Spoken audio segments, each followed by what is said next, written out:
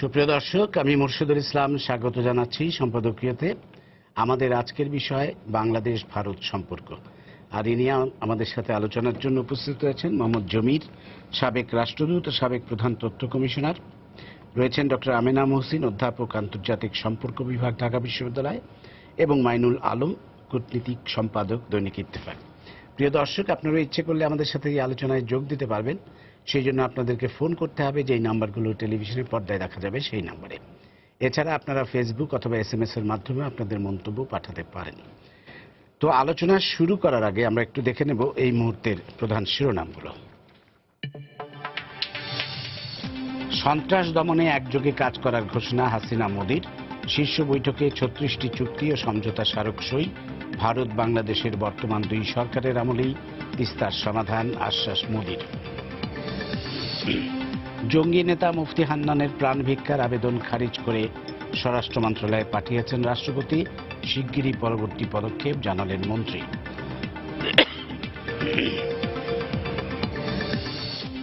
আদালতের নির্দেশনা মেনে বিচ্ছিন্ন করা হলো হাজারীবাগের ট্যানারি কারখানার গ্যাস ও বিদ্যুৎ সংযোগ।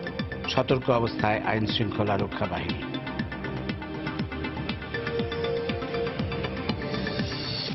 অতিরিক্ত ফি আদায়ের অভিযোগে চট্টগ্রামে বন্ধ হওয়া 6 স্কুলের 10,000 শিক্ষার্থী বিপাকে। ভবিষ্যৎ নিশ্চিতে ছাত্রছাত্রীদের সঙ্গে কাল বোর্ডের বৈঠক। এবং এখন থেকে খাবারে ফরমালিন পরীক্ষা করতে পারবেন ভোক্তা নিজেই। লিটমাস কাগজের স্ট্রিপ উদ্ভাবন বুয়েটের গবেষক দলের।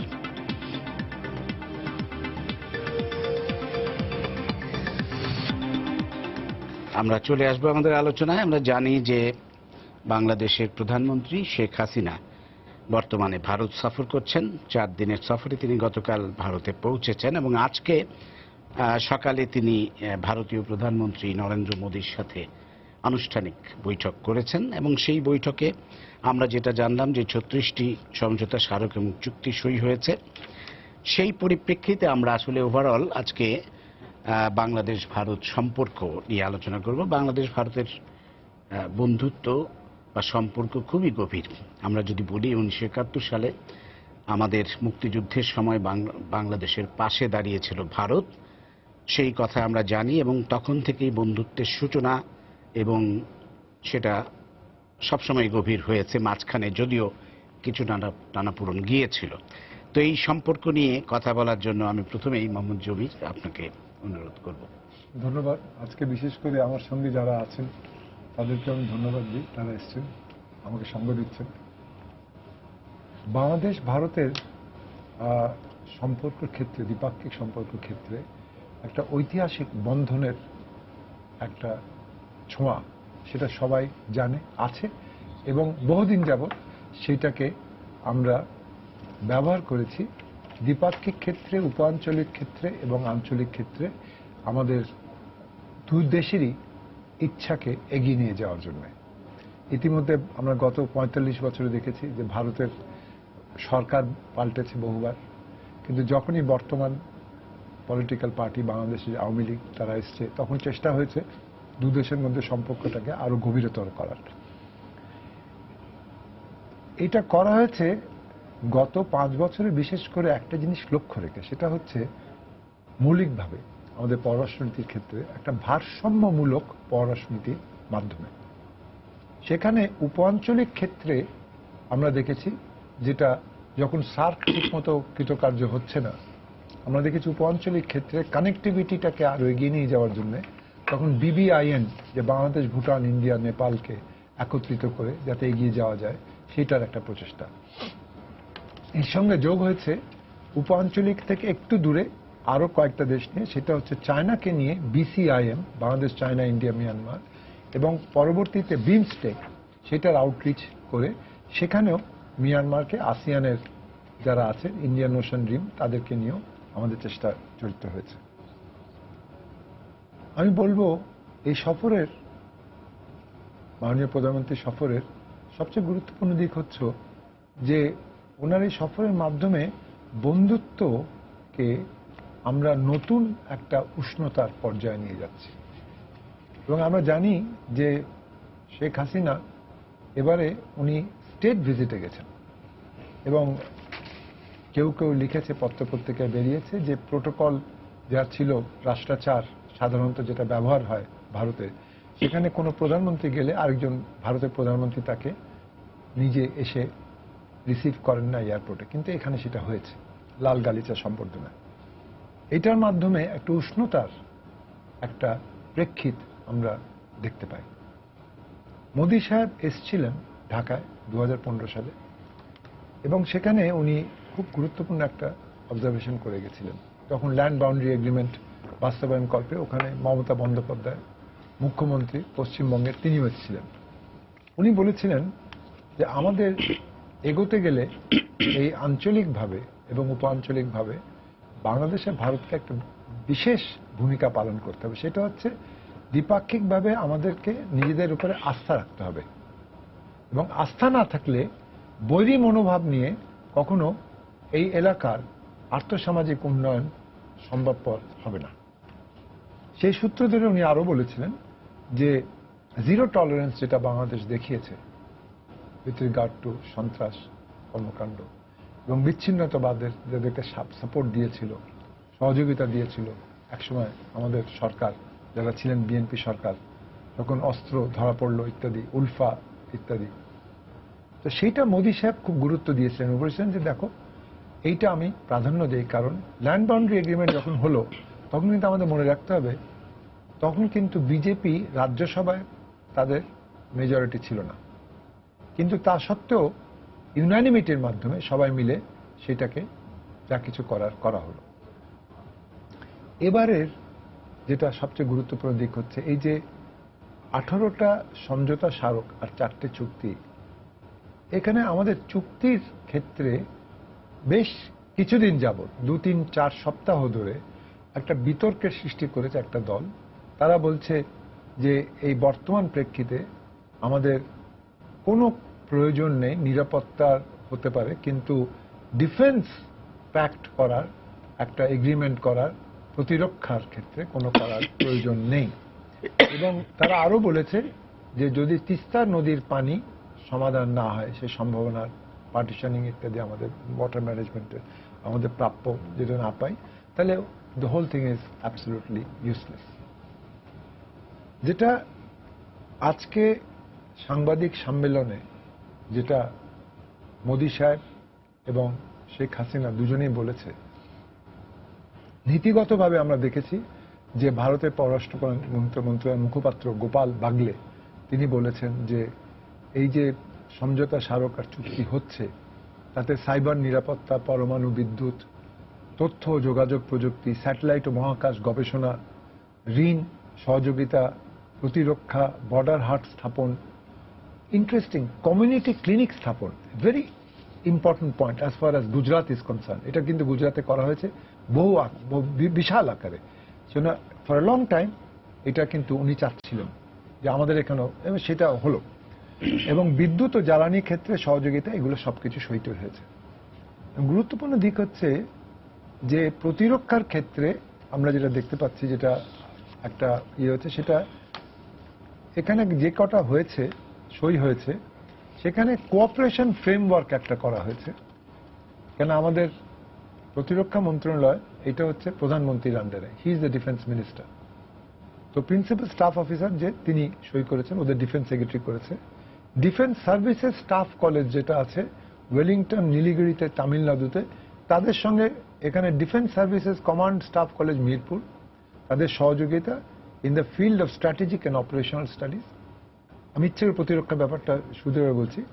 আর ন্যাশনাল ডিফেন্স কলেজ নিউ দিল্লির সঙ্গে ভারতের ন্যাশনাল ডিফেন্স কলেজ ঢাকার একটা enhancing cooperation in the field of national security development and strategic studies. এখানে কিন্তু সাইবার সিকিউরিটি নিয়েও, যদি এটা লেখা হয়নি, সাইবার সিকিউরিটি নিয়েও আলোচনা হবে এবং বিবেচনা হবে এবং কি করে এটাকে করা যায়। তারপরে হচ্ছে ডিফেন্স এরিয়াতে peaceful uses of outer space. আমরা স্যাটেলাইট নিক্ষেপ করছি আমরা ডিসেম্বর মাসের দিকে, সেই তখন এটা। আরেকটা হচ্ছে peaceful use of nuclear energy, যেটা অ্যাটমিক এনার্জি কমিশন।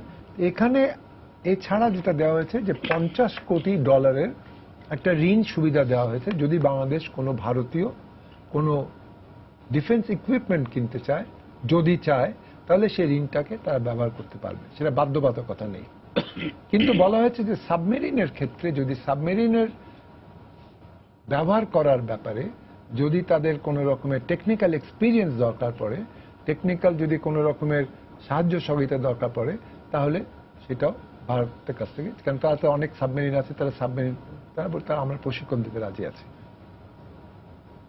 এছাড়া যে গুরুত্বপূর্ণ দিক হচ্ছে যে একটা $450 কোটি একটা তৃতীয় ঋণ সহায়তা, কিন্তু এই যে এখানে তৃতীয়, সেখানে আমি বলছিলাম একটু আগে আপনার শুরু করার আগে যে 2010 সালে $100 কোটি ঋণ দেওয়া হলো, সেই 2010 থেকে 2017 7 বছর হয়ে গেল, মাত্র 15টা উন্নয়ন প্রকল্পের মধ্যে মাত্র 8টা বাস্তবায়ন করা হয়েছে, 7টা এখনো ঠিক মতো বাস্তবায়ন শেষ হয়নি, 7 বছরও হয়নি। আর 2015 সালে যে 14টা প্রকল্প বাস্তবায়নের ক্ষেত্রে বাংলাদেশকে $200 কোটি দেওয়ার কথা হয়েছিল, সেখানে একটা প্রকল্প বাস্তবায়ন নেই। তো এই যে মোদী সাহেব বলেছেন এখন যে ঠিক আছে আপনাদেরকে আমি $450 কোটি আরো দিচ্ছি, আপনারা, খুব গুরুত্বপূর্ণ, আপনারা প্রয়োজনে আপনারা নির্ধারণ করুন প্রায়োরিটি কোনটা দেবেন আপনারা।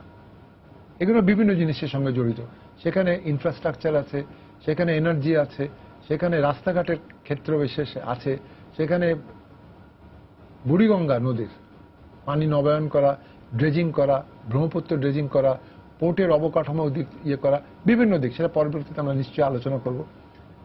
উনি ছেড়ে দিয়েছেন সম্পূর্ণ বাংলাদেশের হাতে, যে আপনারা প্রকল্পগুলো নির্ধারণ করে কোনটা প্রায়োরিটি দেবেন, কিভাবে করবেন, আপনাদের উপরে আমরা ছেড়ে দিলাম, আপনি করেন।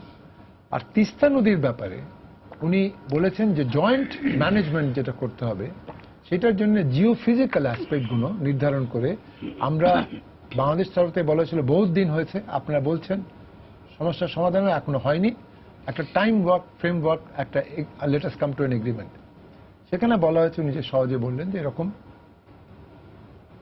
এই সরকার, বর্তমান সরকার বাংলাদেশে এবং ভারতে যে বর্তমান সরকার আছে মোদী সরকার, সেই সরকারের মেয়াদ উত্তীর্ণ হবার আগেই, নির্বাচনের আগেই এই সমস্যার সমাধান হবে। এবং সে ব্যাপারে গুরুত্বপূর্ণ ভূমিকা পালন করেছে ওনার মুখ্য সচিব, মোদী সাহেবের মুখ্য সচিব। তিনি বসে সবিস্তারে আলোচনা করেছেন 2 দিন ভিত্তিক, যেটা পত্রিকায় বেরিয়েছে, যে ভুটানে নয় সিকিমে যে রাবার ড্যাম দিয়ে যেভাবে পানিটাকে আটকানো হচ্ছে এবং ইরিগেশনের জন্য ব্যবহার হচ্ছে, জিওফিজিক্যাল যা কিছু করণীয় আবার নির্ধারণ করে সেটা কি করে খালি করা যায় এই করে। এবং সেন্ট্রাল গভর্নমেন্ট থেকে বলা হয়েছে মমতা বন্দ্যোপাধ্যায়কে যে আপনাদের যদি এই ব্যাপারে কোনো রকমের সহযোগিতা প্রয়োজন পড়ে ফাইন্যান্সিয়াল প্যারামিটারে, আমরা আপনাদেরকে সাহায্য করব, কিন্তু we want this to be completed. Now this is important because it's part of the overall process of the Ganges Barrage project. So, sorry.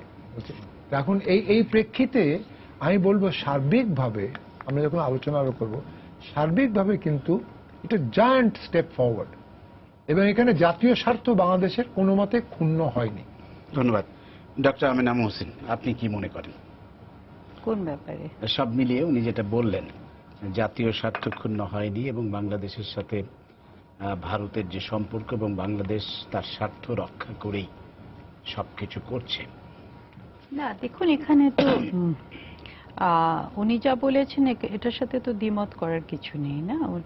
আমরা যদি if you look at the overall context, আমরা দেখছি বিভিন্ন ধরনের কোঅপারেশনের কথা বলা হয়েছে, particularly অনেক বিষয় আছে যেখানে এনার্জি সেক্টরের কথা আছে, আপনার এখানে আমি দেখছি অর্থনৈতিকটা এখনো আসবে আমি আশা করি, যা আমি দেখছি এর মধ্যে, যেহেতু সামিটটা হবে 10 মানে বিজনেস পারসনসদের, তো এবং এখানে আমরা সাইবারের কোঅপারেশনের কথা দেখছি, peaceful use of nuclear energy সবই দেখছি, সবকিছুই আছে। এবং এটা জমির ভাই ঠিকই বলেছেন, একটা রিজনাল এবং একটা সাব রিজনাল কনটেক্সট আছে, সেটার মধ্যে দিয়ে এই জিনিসটা এগিয়ে যাচ্ছে।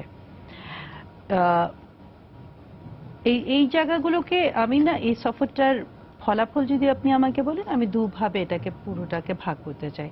একটা হলো একটা লেভেলে, হ্যাঁ ডেফিনেটলি আমাদের কোঅপারেশনগুলো এসেছে, এবং প্রথমে আমি বলে নিই যে এই ধরনের সফর কিন্তু সবসময় ইতিবাচক হিসাবেই আমাদের দেখা উচিত, কারণ dialogue is always better than not talking, এবং এইটা সামিট লেভেলে যখন হয় তখন আরো বেশি প্রাধান্য পায়, কারণ অনেক অমীমাংসিত ইস্যুসগুলো আমরা টেবিলে রাখি এবং ওগুলোর সমাধান হয়ে যায়। তার পেছনে অনেক ধরনের হোমওয়ার্ক হয়, গ্রাউন্ড ওয়ার্ক হয়, বাট সেই হাই লেভেলের ইয়েতে আমরা দেখি যে এগুলোর এক ধরনের, কারণ একটা ডিসিশন মেকিং এর ব্যাপার থাকে, চট করে ডিসিশন দিতে হয়, সেই ব্যাপারগুলো এসে যায়।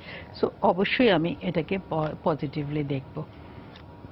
এখন যদি কয়েকটা জায়গা আমি একটু ধরতে চাই, যেরকম এখানে বাজার হাটের কথা বলা হয়েছে, ডেফিনেটলি সেটা একটা ভালো উদ্যোগ, এবং আমার মনে হয় যে বাজার হাটের মধ্যে দিয়ে আমরা অনেকে এটাকে ইলিগাল ট্রেড বলে, অনেকে ক্রিমিনাল ট্রেড বলে, আমি সেটাকে ইনফর্মাল ট্রেড বলতে চাইবো। সেই ট্রেডটাকে আমরা একটা ফ্রেমওয়ার্কের ভেতরে নিয়ে আসতে পারি, এবং কয়েকটা বাজার হাট তো বেশ ভালোভাবে চলছে, সেটাকে আমরা আর এক্সপ্যান্ড করছি। আমি খুশি হতাম এখানে যদি বর্ডার কিলিংসের ইস্যুটাও এসে যেত, কারণ বর্ডার আমাদের একটা কনসার্নের ব্যাপার হলো যে বর্ডারে যে কিলিংসগুলো হচ্ছে, কারণ যেহেতু বর্ডার হাটের কথাটা আসছে, সেখানে এটা যদি আসতো তাহলে আমি অ্যাটলিস্ট এখানে দেখতে পারছি না, হয়তো আমি পড়তেও পারছি না, এখানে আমারও ভুল হতে পারে, কিন্তু আমি যে বিশ্লেষণগুলো শুনেছি, খবরগুলো শুনেছি, সেখানে আমি বর্ডার কিলিংয়ের ইস্যুটা খুঁজে পাইনি। সো সেই জায়গাটাও আমার মনে হয় একটা জায়গা ছিল যেখানে বলার অবকাশ ছিল।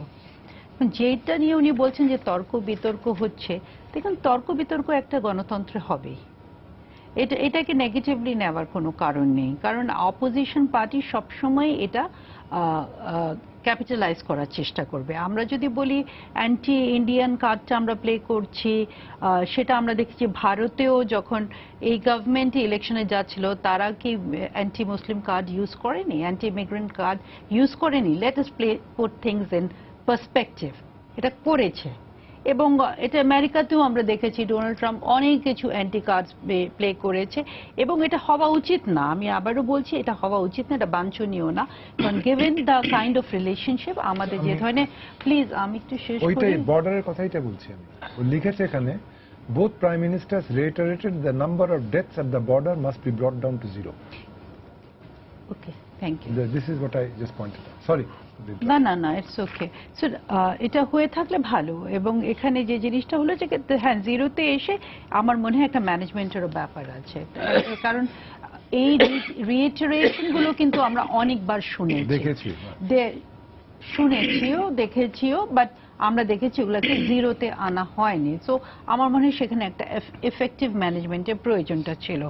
আচ্ছা, যেই জায়গাটায় আমি বলছি যে এই তর্ক ইয়েটা তো আরম্ভ তো এটা বাংলাদেশ থেকে স্টার্ট হয়নি, এটা তো আরম্ভ তো হয়েছে ইন্ডিয়া থেকেই প্রথম থেকে আসলো, এবং এটা কি মেমোরেন্ডাম অফ আন্ডারস্ট্যান্ডিং না এটা কি একটা চুক্তি, সে ব্যাপারে কোনো ক্লারিফিকেশন ছিল না। এবং এখানে যে জিনিসটা অ্যাম্বাসেডর জামির বলেননি, সেটা হলো যে এটা একটা কনটেক্সট ছিল, যে কনটেক্সটে এই চুক্তিতে এই মেমোরেন্ডাম অফ আন্ডারস্ট্যান্ডিংটা এই সময় এসেছে, এবং সেটা উনিও জানেন, আমিও জানি, আমরা সবাই জানি, it is to balance China, এবং ভারতের জন্য একটা মেজর সিকিউরিটি কনসার্ন হলো চায়না। সো এই সিকিউরিটি কনসার্নটাকে অ্যাড্রেস করার জন্য ভারত এই ধরেন আমি যদি মিলিটারি স্টাফ কলেজের কথা বলি, ন্যাশনাল ডিফেন্স কলেজের কথা বলি, সেগুলো কিন্তু already they are in existence, এমন না যে এগুলো নতুন কিছু, এগুলো অলরেডি এই সহযোগিতাগুলো আছে, বাট এটাকে আমরা আরেকটা ফর্মাল আকারে নিয়ে আসলাম। এটার সাথে উনি যেটা বললেন যে সাইবার ইয়েটা আরো যোগ হয়েছে, এবং peaceful use of nuclear energy সেটা যোগ হচ্ছে, বাট এই ধরনের ইনফরমেশন আমরা আগে থেকেই দেখতে পাচ্ছি। এখন এই যে $50 crore উনি যেটা আসছে loan for the procurement of weapons, এই ওয়েপন্সটা ইন্ডিয়া থেকেই আমাদেরকে কিন্তু নিতে হবে। এখন এটা বাধ্যতামূলক না, but then we have this ইয়ে না, মানে এইটা আমি যে জায়গাটা বলার চেষ্টা করছি যে সেই অপশনটা তো আমাদেরকে দেওয়া হচ্ছে, তাই না? এবং আমি ধরেন উনি নিজেই বললেন যে আমরা অনেক কিছু আমরা পেয়েছি, আমরা ওগুলোকে ইমপ্লিমেন্ট করিনি। এখন আমরা heavily dependent on China for our weapons technology. এখন আমি জানি না ঠিক এই মুহূর্তে এটা আমার যদি একজন মিলিটারি অ্যানালিস্ট থাকতেন উনি ভালো বলতে পারতেন যে সেটা আমাদের জন্য কতটুকু ঠিক বা কতটুকু আমাদের জন্য এই মুহূর্তে প্রয়োজন আছে। বাট এখানে আমি বলতে চাই যে এইটার মাধ্যমে বাংলাদেশ ভারতের যে চায়নাকে নিয়ে যে কনসার্ন আছে সেটাকে অ্যাড্রেস করেছে। এবং ওই যে পলিটিক্স আপনি বলেন এই রিজনের এবং ভারতের উনি অনেকগুলো এনেছেন, বিমস্টেক বলেছেন, বিবিআইএন বলেছেন, I have no qualms with that. But এই পুরো জিওপলিটিক্যাল ইয়ের মধ্যে যেখানে ভারতের কনসার্ন ছিল চায়নাকে, এটা একটা কাউন্টারভেলিং প্রেশার হিসাবে এসেছে এবং আমরা সেটা অ্যাড্রেস করেছি। এখন তিস্তার ব্যাপারটা যেটা আমরা দেখুন বহুদিন ধরে শুনছি যে এই চুক্তিটা হবে হবে হবে। আমি ব্যক্তিগতভাবে এবং আমার মনে হয় বাংলাদেশের অনেকেই অনেক খুশি হতো এবার যদি চুক্তিটা স্বাক্ষরিত হয়ে যেত। কারণ তিস্তা কিন্তু is not only about water, আমাদেরকে এটা মাথায় রাখতে হবে। তিস্তা কিন্তু ইন প্রিন্সিপাল এটা আমাদের পাওনা, এবং আমরা যেটা আমাদেরকে দেওয়া, because as a lower riparian country under international law এটা আমাদের একেবারেই ন্যায্য পাওনা। এবং ধরেন এটা যে আমাদেরকে ডেনাই করা হচ্ছে সেটা কিন্তু আন্তর্জাতিক আইনের একটা ভায়োলেশন, এটা আমাদেরকে মাথায় রাখতে হবে। সেটার ফলে কিন্তু মানব নিরাপত্তা আপনি বলেন বা অনেক মানুষের মানব অধিকার কিন্তু লঙ্ঘিত হচ্ছে, এবং এটা একটা ক্লাইমেট চেঞ্জের উপর একটা ইম্প্যাক্ট করছে। এবং এটার কারণেই আমরা দেখছি ওই অঞ্চলগুলো যেগুলো ক্ষতিগ্রস্ত হচ্ছে, ওখানকার প্রোডাকশন সিস্টেম বলেন, আপনি ওদের কনজাম্পশন প্যাটার্ন বলেন, সব কিছুতে একটা পরিবর্তন আসছে। So it's not a matter of যে আমরা কতটুকু পানি পেলাম, এটার একটা সিম্বলিক ভ্যালু আছে যেখানে আপনি একটা রাষ্ট্রকে ইকুয়ালিটি বেসিসে ট্রিট করছেন। এখন ধরেন এই মুহূর্তে আমি মনে করি যে মোদী সরকারের সে ক্ষমতা আছে, উনি ইচ্ছা করলে একটা ইন্টারন্যাশনাল, কারণ সেন্ট্রাল গভর্নমেন্টের হাতে থাকে, পাওয়ারটা আছে, উনি চাইলে ইন্টারন্যাশনাল এগ্রিমেন্ট সই করতে পারেন। এটা তাদের নিজস্ব ইকুয়েশন, ডোমেস্টিক ইকুয়েশন, তাদের নিজস্ব পলিটিক্সের ব্যাপার আছে। সেই কারণে এটা উনি রাজ্যকে সাথে নিয়ে এটা না নিয়ে এটা করতে চাচ্ছেন না। তো সেখানে আমার মনে হয় আমাদের হতাশার একটা জায়গা। ধন্যবাদ। মাইনুল আলম, আপনি কি বলবেন? আজ যখন আলোচনা হচ্ছিল দুই প্রধানমন্ত্রীর মধ্যে হায়দ্রাবাদ হাউসে, এরপর যখন চুক্তি হলো এবং সংবাদ সম্মেলন হলো, এরপর কিছু যে আমরা খবর পাচ্ছিলাম তাতে আমি খোঁজ খবর নেওয়ার চেষ্টা করছিলাম এবং কিছু দলিল সংগ্রহ করার চেষ্টা করছিলাম সরকারিভাবে। প্রথমত যে বলা হয়েছে যে 22টি চুক্তি এবং সমঝোতা স্মারক, 16টি হলো দ্বিপাক্ষিক সমঝোতা স্মারক, বিভিন্ন মন্ত্রণালয়ের মধ্যে, প্রতিরক্ষা খাতে 3টি, বিদ্যুৎ জ্বালানিতে আছে, শিপিংয়ে আছে, বিভিন্ন ক্ষেত্রে 16টি স্মারক, এমওইউ এবং 6টি চুক্তি। এর বাইরে কিছুক্ষণ আগে দিল্লি থেকে খবর পেলাম, সরকারিভাবে জানানো হয়েছে আরো 14টি চুক্তি হয়েছে। সেটা হচ্ছে বেসরকারি খাত, বাংলাদেশের বেসরকারি খাত, প্রাইভেট সেক্টর, ব্যবসায়ী এবং ভারতের বেসরকারি খাতের মধ্যে। এটা একটি উল্লেখযোগ্য দিক, কারণ আপনি জানেন যে এই সফরে মাননীয় প্রধানমন্ত্রীর সাথে 257 শতাধিক ব্যবসায়ী, শিল্পপতি, শিল্প উদ্যোক্তা গেছেন।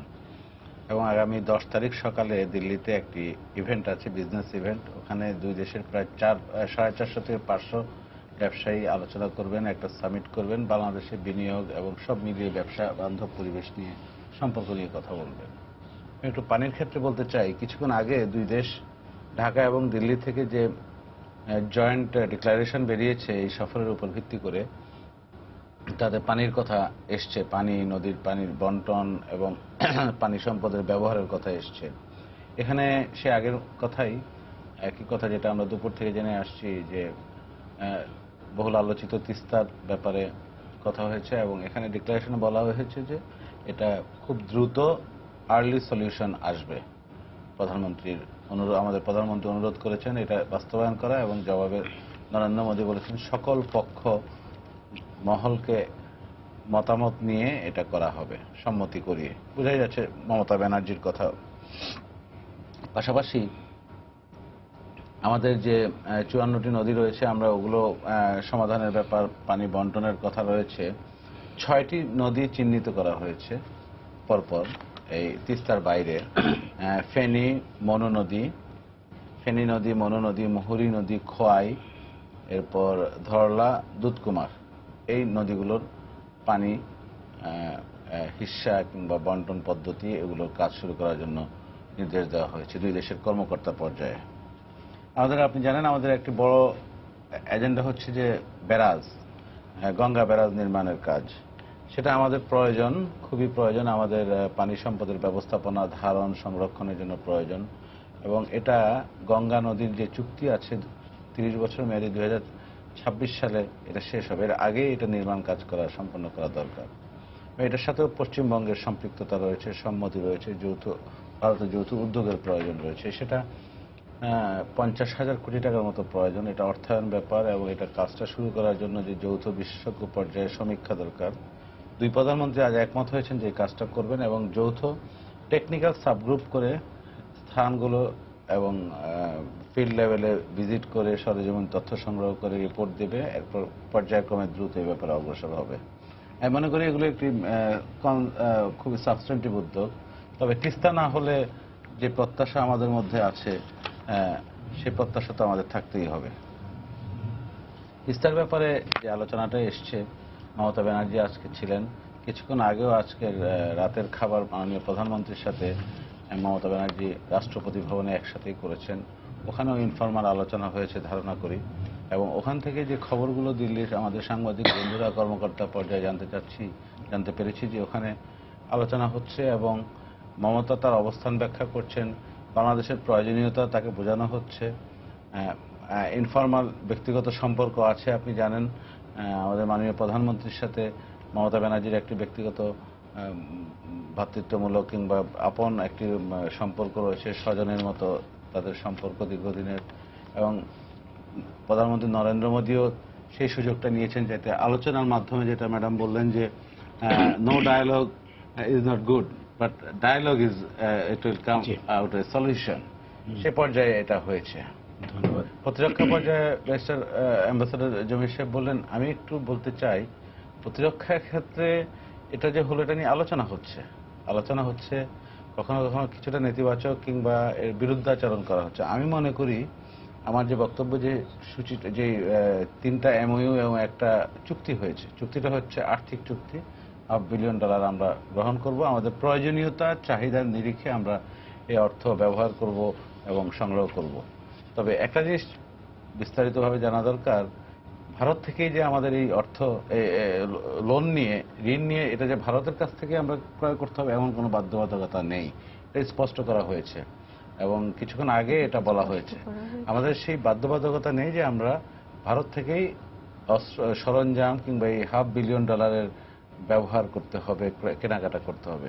কিছুক্ষণ আগে এটা একটি নতুন তথ্য আমি বলছি, প্রায় আধা ঘন্টা আগে এই খবরটা এসছে এবং এগুলো বলা হয়েছে। সুতরাং দেখা যাচ্ছে এই সফর, অনেকে বলেন ভিন্ন উষ্ণতায়, আমি বলবো উচ্চতায় কিংবা এগুলো আমরা আখ্যা দিতে পারি এবং প্রধানমন্ত্রী পর্যায়ে, রাষ্ট্রপ্রধান, সরকার প্রধান পর্যায়ে যে যোগাযোগ আদান প্রদান হচ্ছে, এখানে কিছু পলিটিক্যাল এলিমেন্ট আছে এই সফর কিংবা আজকের চুক্তিগুলো কিংবা আলোচনাগুলো। আপনি জানেন বাংলাদেশের একটি আমরা নতুন বিষয়ে আলোচনা করছি এবং আন্তর্জাতিক স্বীকৃতি পাওয়ার চেষ্টা করছি। 25শে মার্চ গণহত্যা দিবস আমরা পালন করছি এবং আমরা চাই যে এটা আন্তর্জাতিকভাবে স্বীকৃত একটি দিন হিসেবে পালন করব। যেমন আমাদের আছে আন্তর্জাতিক মাতৃভাষা দিবস। আজকে নরেন্দ্র মোদী আশ্বাস দিয়েছেন আন্তর্জাতিক পর্যায়ে যে কোনো আলোচনা কিংবা উদ্যোগে কিংবা প্রস্তাব পেশ হলে ভারত আমাদেরকে সহায়তা দেবে, সমর্থন দেবে। ধন্যবাদ। আমাদের পর্যায়ে আমি আরো একটু কিছু বলার প্রয়োজন বোধ করি, পরবর্তী পর্যায়ে আসবো। আবার আমাদের সাথে একজন দর্শক আছেন টেলিফোনে, আমরা একটু ফোনটা নিই। প্রিয় দর্শক, আপনার পরিচয়টা দিয়ে প্রশ্ন করুন। আসসালামু আলাইকুম। ওয়ালাইকুম আসসালাম। আমার নাম মোহাম্মদ শাহজাহান, আমি কক্সবাজার থেকে বলছিলাম, পর্যটন শহর কক্সবাজার থেকে। বলুন। আমরা আসলে খুব খুশি, আমাদের যখন বাংলাদেশের কোন প্রধানমন্ত্রী দেশের নেতৃত্ব নিয়ে আরেকটা দেশের সাথে সম্পর্ক করার জন্য আমাদের পার্শ্ববর্তী ডোনার দেশে ভ্রমণে যায় কোনো কিছু পাওয়ার জন্য বা কোনো কিছু দেওয়ার জন্য, আমরা খুব খুশি হই, সেটা বিএনপি হোক আর আওয়ামী লীগ হোক। তো কিন্তু আমাদের এই দুইটা দল যখন বিরোধী দলে যায়, কোন চুক্তি করতে গেলে বারবার বলে কি জাতির কাছে সব তুলে ধরতে হবে, তুলে ধরতে হবে। এমনও তো গোপন কিছু চুক্তি থাকে যেটা তুলে ধরা যায় না। বারবার কেন এই চুক্তির কথা আসে, একটা জিনিস আমরা এখন বুঝতে পারতেছি না। এটা আমার এখানে অভিজ্ঞজন যারা আছে, একজন সিনিয়র রাষ্ট্রদূত আছে, আমি তাকে খুব সম্মান করি, আর একজন সম্মানিত ঢাকা বিশ্ববিদ্যালয়ের একজন প্রফেসর আছে, এরপরে আমার অভিজ্ঞজন সাংবাদিক ভাই। একটু কাইন্ডলি বলবেন কি? জি, ধন্যবাদ। মোহাম্মদ জমির, আপনি কিছু বলবেন? না, আমরা যখন দ্বিপাক্ষিক ক্ষেত্রে কোনো সরকারি সফর হয়, সাধারণত সরকারি সফর কোনো কারণবশত হয়। কোনো একটা মিটিং হচ্ছে, সে কারণে, যেরকম আগে শেখ হাসিনা গেছিলেন গোয়াতে কিছুদিন আগে অক্টোবর মাসে, বিমস্টেকের আউটরিচ সামিট হলো ব্রিক্স সামিটের সঙ্গে। কিন্তু এবারের সফরটা একটু পার্থক্য হচ্ছে, এটা স্টেট ভিজিট ছিল এবং আরো গুরুত্ব পেয়েছে কেন মোদী সাহেব নিজে এসে এয়ারপোর্টে হাসিনাকে রিসিভ করেছেন, যেটা নর্মালি সাধারণত রাষ্ট্রাচার হিসেবে তারা করে না। এবং রাষ্ট্রপতি ভবনে তিনি সেখানে থাকছেন, বাংলাদেশের কোনো থাকছেন, প্রধানমন্ত্রী আগে থাকেনি।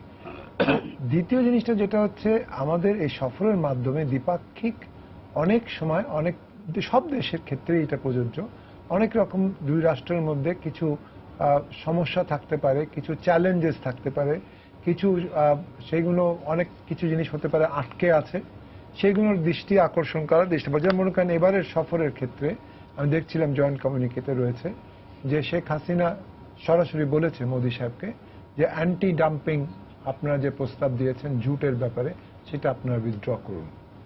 এবং আরেকটা জিনিস যেটা দিয়েছে সেটা হচ্ছে অত্যন্ত গুরুত্বপূর্ণ এই সফরে যেটা এসছে, আমি দেখলাম যে প্রাইভেট সেক্টর থেকে যারা গেছিলেন তারা, যেটা আগামীকাল না পরশুদিন, তাই হবে না, 10 তারিখ হবে বলে, পরশুদিন, হ্যাঁ সকালে আলোচনা। তার আগেই তারা বলছে, এখানে কমিউনিটিতে এসছে যে দুদল তারা আলোচনার পরে যারা গেছিল বাণিজ্যের ক্ষেত্রে, দে অ্যাপ্রিসিয়েটেড যে এই সফরের সময় ইন্ডিয়ান প্রাইভেট সেক্টর তারা এগ্রিমেন্ট সই করেছে that will result in the investment over $9 billion in Bangladesh. তাহলে $900 কোটি আরো আসবে প্রাইভেট সেক্টর থেকে ইনভেস্টমেন্ট আকারে। এবং সেখানে মোদী সাহেব আর একটা জিনিস বলেছেন, বিশেষভাবে ধন্যবাদ দিয়েছেন যে ওখানে যে একটা আমাদের বিশেষ করে আমরা দিয়েছি যে ওনারা যদি চান তাহলে আমাদের এখানে স্পেশাল ইকোনমিক জোন করতে পারবেন। সেই ইকোনমিক জোন যে করে দেওয়া হয়েছে, সেই ইকোনমিক জোনের ব্যাপারেও উনি বিশেষভাবে ধন্যবাদ দিয়েছেন এবং বলেছেন যে আপনারা যা কিছু দিচ্ছেন আমাদেরকে তার জন্য আমরা সবাই মিলে চেষ্টা করব যাতে আমরা এগোতে পারি। যে এই যে জিনিসটা হচ্ছে, যে বিভিন্ন রকমভাবে জিনিসগুলো হচ্ছে, বিবর্তন ঘটছে, সেটা শুধু বাংলাদেশের জন্য নয়, এই অঞ্চল এবং উপ অঞ্চলের জন্য গুরুত্বপূর্ণ। আর্থসামাজিকভাবে উন্নয়ন যদি এখানে বিনিয়োগ হয়, যেটা আমরা প্রত্যাশা করেছি এবং পেয়েছি চায়নার কাছ থেকে, সেটা যদি সব বাস্তবায়ন হয়, ভারতেরটা বাস্তবায়ন হয়, জাপান থেকে ওরা বলেছে, জাইকার থেকে তারাও করছে, এবং আমরা দেখতে পাচ্ছি অন্যান্য ক্ষেত্রে অন্যান্য কোরিয়া তারাও করছে। তো এখন এটা যদি হয় শেষ পর্যন্ত, তাহলে হবে কি যে আমাদের এখানে এমপ্লয়মেন্ট অপরচুনিটি বাড়বে, এবং এমপ্লয়মেন্ট অপরচুনিটি যদি বাড়ে তাহলে কিন্তু এটা আমরা বিশেষভাবে আমরা বেনিফিট পাবো। কারণ এই যে অঞ্চলে যে সকল জিনিস প্রোডাকশন হবে, ম্যানুফ্যাকচারিং হবে, সেই জিনিসগুলো কিন্তু রপ্তানি করে ভারত নেবে, তাহলে তাদের এখান থেকে ইকোনমিক জোন থেকেই যাচ্ছে। ইন দ্যাট কেস বাণিজ্য ঘাটতি কমে আসবে, অনেক বাণিজ্য ঘাটতি কমে। কিন্তু সেই ক্ষেত্রে বাণিজ্যের ক্ষেত্রেও আমি দেখতে পাচ্ছি প্রধানমন্ত্রী উনি বেশ পরিষ্কারভাবে বলেছেন, বেশ কয়েকটা ব্যাপারে ট্রেড ইনভেস্টমেন্ট বলেছেন, যে উনি মনে করেন যে ভারতের উচিত হবে অনেক ক্ষেত্রে যেখানে অনেক রকম ডিসিশন দেওয়া হয়েছে, সেই ডিসিশনগুলো একটু রিভিউ ইট। ধন্যবাদ। আমি একটু ডক্টর আমিনা মহসিনের কাছে যাব। ডক্টর আমিনা মহসিন, আমরা দেখতে পাচ্ছি যে অনেক কিছুতেই অনেক অগ্রগতি হচ্ছে, এবং বিশেষ করে আমরা যদি একটু স্মরণ করি যে বিএনপি জামায়াত জোট যখন সরকারে ছিল, তখন ভারতের সাথে সম্পর্ক একটা পর্যায়ে কিন্তু একেবারে তলানিতে গিয়ে পৌঁছেছিল। বিশেষ করে 10 ট্রাক অস্ত্র যখন উদ্ধার হলো, যেটা উলফার জন্য যাচ্ছিল, মানে বিচ্ছিন্নতাবাদী তৎপরতায় রাষ্ট্রীয়ভাবে মদত যোগানো হচ্ছিল। তো সেখান থেকে কিন্তু আমরা অনেক দূর এগিয়েছি। এই ব্যাপারটি যদি আপনি একটু বলেন। না, তা তো অবশ্যই, মানে এখানে তো এটাতে নিঃসন্দেহে এটাতে মানে কোনো দ্বিমত করার কিছুই নেই। এবং এটা খুব দুঃখজনক ব্যাপার। দেখেন, সাধারণত পররাষ্ট্রনীতি আমরা বলি এক রাষ্ট্রের সাথে এক রাষ্ট্রের হয়, কিন্তু ভারত এবং বাংলাদেশের সম্পর্ক সামহাও রেজিম সেন্ট্রিক হয়ে গেছে। মানে বিএনপি আসলে, এবার তো বিএনপির সাথে জামায়াত অ্যালায়েন্সে ছিল, এক ধরনের সম্পর্ক আসে, আবার আওয়ামী লীগ আসলে অন্য ধরনের আসে, এবং এটার একটা ঐতিহাসিক প্রেক্ষাপটও আছে। আমরা জানি যে 75-এর পরে বিএনপি যখন গঠিত হলো, সেই বাঙালি জাতীয়তাবাদ থেকে আমরা বাংলাদেশি জাতীয়তাবাদে চলে গেলাম এবং ইসলামিকরণ প্রক্রিয়াটা আরম্ভ হলো, এবং তার পরে যখন এরশাদ আসলেন রাষ্ট্রধর্ম ইসলাম করে ফেলা হলো।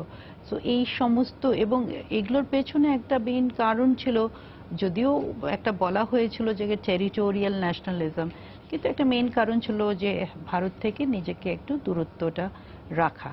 সো অবভিয়াসলি সেই প্রেক্ষাপট, সেই ঐতিহাসিক প্রেক্ষাপট, আপনি রাজনৈতিক প্রেক্ষাপট সবকিছুকে মাথায় রেখেই আমাকে এটা তো স্বীকার করতে কোনো ইয়ে নেই যে ভারতের সাথে এই সরকারের সময় সম্পর্ক ভালো থাকে যে কোনো সময়ের চাইতে। ধন্যবাদ। মাইনুল আলম, আমি কি একটা কথা শুধু বলতে পারবো? আমি যখন বলছিলাম বর্ডার কিলিং এর ব্যাপার, আমি এই এমওইউস এবং এগ্রিমেন্টস গুলোর দিকে তাকিয়ে বলছিলাম। এখানে কিন্তু সেখানে বর্ডার কিলিং এর ব্যাপারটা নেই। আপনি হয়তো জয়েন্ট কমিউনিকে থেকে পড়েছেন, তাই না? হ্যাঁ, জয়েন্ট কমিউনিকে। তো আমি আমার যে আলোচনা হয়েছে, আমি যে জায়গাটা বলছিলাম যে এখানে একটা এমওইউ বা এগ্রিমেন্ট হলে ভালো হতো, সেই কথাটা বলছি। আমি এই প্রসঙ্গে একটু বলি, বর্ডার কিলিং কিংবা বর্ডার ম্যানেজমেন্ট সম্পর্কে আমাদের দু দেশের মধ্যে একটি বোঝাপড়া, একটা সিবিএমপি, কম্প্রিহেন্সিভ বর্ডার ম্যানেজমেন্ট প্ল্যান, সমন্বিত সীমান্ত ব্যবস্থাপনা পরিকল্পনা আছে। এই ইনস্ট্রুমেন্টটা, এই চুক্তি কিংবা এই লিগ্যাল অ্যারেঞ্জমেন্টটা আমাদের কয়েক বছর ধরে আছে। এখন যেটা হচ্ছে যে বর্ডারে যে হত্যাগুলো হচ্ছে, ইললিগ্যাল ক্রসিং, ইললিগ্যাল মুভমেন্টের জন্য যেটা হচ্ছে, এরপর চোরাচালানি বিভিন্ন কারণে হচ্ছে, এরপর আমাদের মাদকের আসা যাওয়া, মাদকের পাচার রুট, এইগুলো হচ্ছে, ট্রেডিং হচ্ছে, এগুলোর জন্য যে কিছু ঘটনা ঘটছে এবং বর্ডার কিলিং হচ্ছে, বন্ধ হয়নি। আমরা কয়েক বছর ধরে শুনে আসছি যে বলা হচ্ছে যে বর্ডার কিলিং শূন্য পর্যায়ে আসবে। আজকের যৌথ ঘোষণা তাই আছে। এটা হচ্ছে কি যে রাজনৈতিক পর্যায়ে যে সিদ্ধান্তগুলো হয়, এটা আমার একটু কথা, রাজনৈতিক পর্যায়ে যে সিদ্ধান্তগুলো হয় সেগুলো গ্রাউন্ড লেভেলে কিংবা বিএসএফ, আমাদের বিজিবি পর্যায়ে এগুলো বাস্তবায়ন হতে কিছুটা সময় লাগে। এবং এটাই দুঃখজনক যে ফার্ম ডিসিশন, চূড়ান্ত এবং কঠিন দৃঢ় সিদ্ধান্ত কিভাবে হয়তো নড়চড় হচ্ছে। তবুও বলা হয়েছে যে বিভিন্ন সময় যে ভিন্ন বাস্তবতার কারণে এই ঘটনাগুলো ঘটছে, এই কিলিং এর ঘটনাগুলো ঘটছে। আমি একটু অন্য প্রসঙ্গে যাই। 1 মিনিট সময় আছে। আচ্ছা, এই সফরটা পানি সম্পদ নিয়ে একটু কথা বলা দরকার। বিভিন্ন জায়গায় আলোচনা হচ্ছে যে তিস্তা হলে ভালো হতো, তিস্তা চুক্তি করে এলে প্রধানমন্ত্রী যদি এই উদ্যোগ নিতে ভালো।